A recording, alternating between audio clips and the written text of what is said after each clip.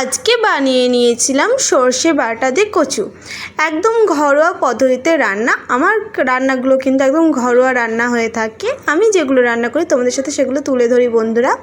নমস্কার বন্ধুরা, সবাই কেমন আছো? আশা করছি সবাই ভালো আছো। আমি রিঙ্কি, সবাইকে রাধে রাধে। আবারও একটি নতুন ভিডিও নিয়ে আবার হাজির হয়ে গেছি আমি তোমাদের সামনে। প্রথমে কচুগুলো ভালো করে খোসা ছাড়িয়ে ধুয়ে পাতলা পাতলা করে কেটে নিয়েছি। আর নিয়েছি পেঁয়াজ, কাঁচা লঙ্কা, আদা, টমেটো। বেশি কিছুর প্রয়োজন নেই বন্ধুরা, খুবই সামান্য পরিমাণের জিনিস দিয়েই হয়ে যাবে এই রান্না। প্রথমে কড়া বসিয়ে দিচ্ছি। কড়াটা খুব ভালো করে গরম করে নিয়েছি আগে। গরম হয়ে যাওয়ার পর দিয়ে দিচ্ছি সরিষার তেল। পরিমাণ মতো সরিষার তেল দিয়ে দিলাম। সরিষার তেলটা খুব ভালো করে গরম করার পর দিয়ে দিচ্ছি কচুগুলো এবার ভেজে নেব। কচুর মধ্যে দেব সামান্য পরিমাণে লবণ আর হলুদ দিয়েই কচুটা কিন্তু ভেজে নেব। আর কচুটা বন্ধুরা কিন্তু খুবই সুন্দর ছিল, খুবই তাড়াতাড়ি সেদ্ধ হয়ে গেছিলো একদম। তো লবণ হলুদ দিয়ে ভালো করে ভেজে নিচ্ছি। আমি যে সকল রান্নাগুলো তোমাদের সামনে নিয়ে আসি বন্ধুরা, সে সকল রান্নাতে কিন্তু বেশি ঝামেলা নেই, চটপট কিন্তু হয়ে যায় আর খেতে কিন্তু দুর্দান্ত হয়। চলো বন্ধুরা, কচুটা ভাজা হোক, ততক্ষণ আমি মশলা বানিয়ে নিই। মশলা বানানোর জন্য নিয়েছিলাম পেঁয়াজ, আদা, কাঁচা লঙ্কা, গোটা সর্ষে, কালো সর্ষে নিয়েছি জিরে।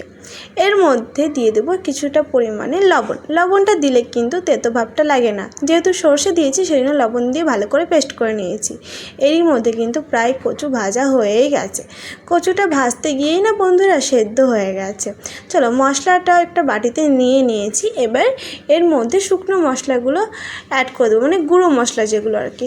দিয়ে দিচ্ছি লবণ, হলুদ, আর দিয়ে দেবো কাশ্মীরি লঙ্কার গুঁড়ো, আর দিয়ে দিলাম এখানে একটু মিট মশলাটা দিলে কিন্তু বন্ধুরা রান্নার স্বাদটা পুরোটাই পরিবর্তন হয়ে যায়, অনেকটাই ভালো লাগে খেতে। এবার ভালো করে মশলাটা একত্রে মিক্স করে নিচ্ছি। এইভাবে মশলা বানিয়ে রাখলে বেশ সুবিধাই হয়, বেশি ঝামেলা লাগে না। আমি এইভাবেই মিক্স করে রেখে দিই একবারে বাটিতে। ব্যাস, ভালো করে মিক্স হয়ে গেছে।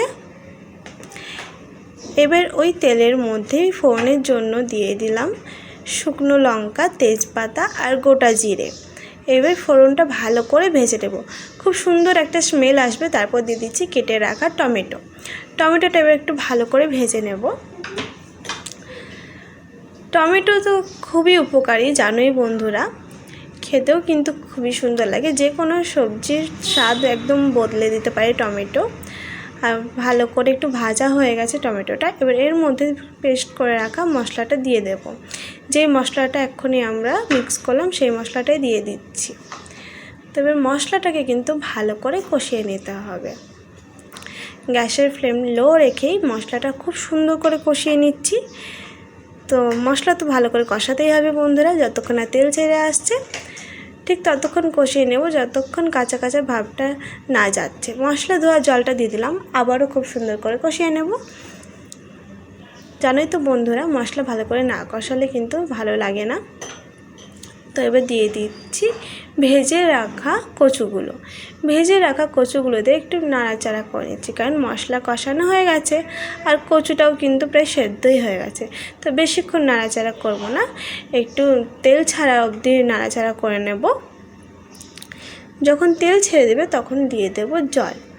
তো যতক্ষণ না তেল ছাড়ছে ততক্ষণ নাড়াচাড়া করে নিচ্ছি একটু। এখানে অনবরত নাড়াচাড়া করে নিতে হবে বন্ধুরা, নইলে লেগে যাবে।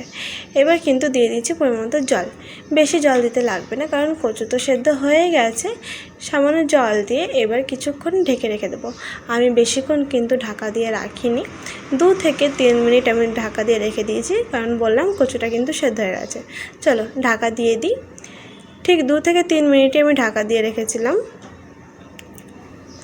2 থেকে 3 মিনিট পর ঢাকাটা খুলে নিয়েছি। এবার দেখে নেব কচুটা পুরোটা সেদ্ধ হয়ে গেছে কিনা। দেখো তো বন্ধুরা কতটা লোভনীয় লাগছে দেখতে, আমার তো খুবই ভালো লাগছে। আর এই সর্ষে বাটা দিয়ে কচু খেতে কিন্তু খুবই সুন্দর লাগে। কচুগুলো সবই সেদ্ধ হয়ে গেছে। ব্যাস, এবার একটুখানি নাড়াচাড়া করে নামিয়ে নেব।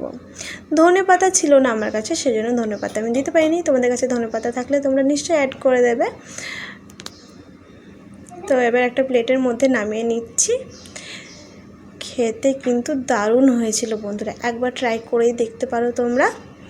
ট্রাই করে অবশ্যই বলবে, যারা কচু খেতে পছন্দ করে না তারাও কিন্তু পছন্দ করতে লাগবে এই রেসিপিটা ট্রাই করলে। তো এতক্ষণ ধরে আমার ভিডিও দেখার জন্য সবাইকে অসংখ্য ধন্যবাদ। আজকের রেসিপিটা তোমাদের কেমন লাগলো অবশ্যই জানাবে। ভালো লাগলে একটা লাইক, কমেন্ট, শেয়ার করতে ভুলবে না বন্ধুরা। তোমাদের একটা কমেন্ট আর লাইক আমাকে অনেক উৎসাহ করে নতুন নতুন ভিডিও নিয়ে আসার জন্য। আর বন্ধুরা, ভালোবেসে আমাকে সাবস্ক্রাইব করে আমার পাশে থেকো। তোমাদের জন্য আরও নতুন নতুন ভিডিও নিয়ে আসতে পারি যেন। তোমাদের কমেন্ট দেখে কিন্তু আমি আবারও নতুন নতুন ভিডিও নিয়ে আসতে পারবো, আবারও দেখাবো অন্য কোনো ভিডিওতে। ততক্ষণের জন্য সবাই সুস্থ থেকো, সবাই খুব ভালো থেকো। ওকে, বাই, টাটা।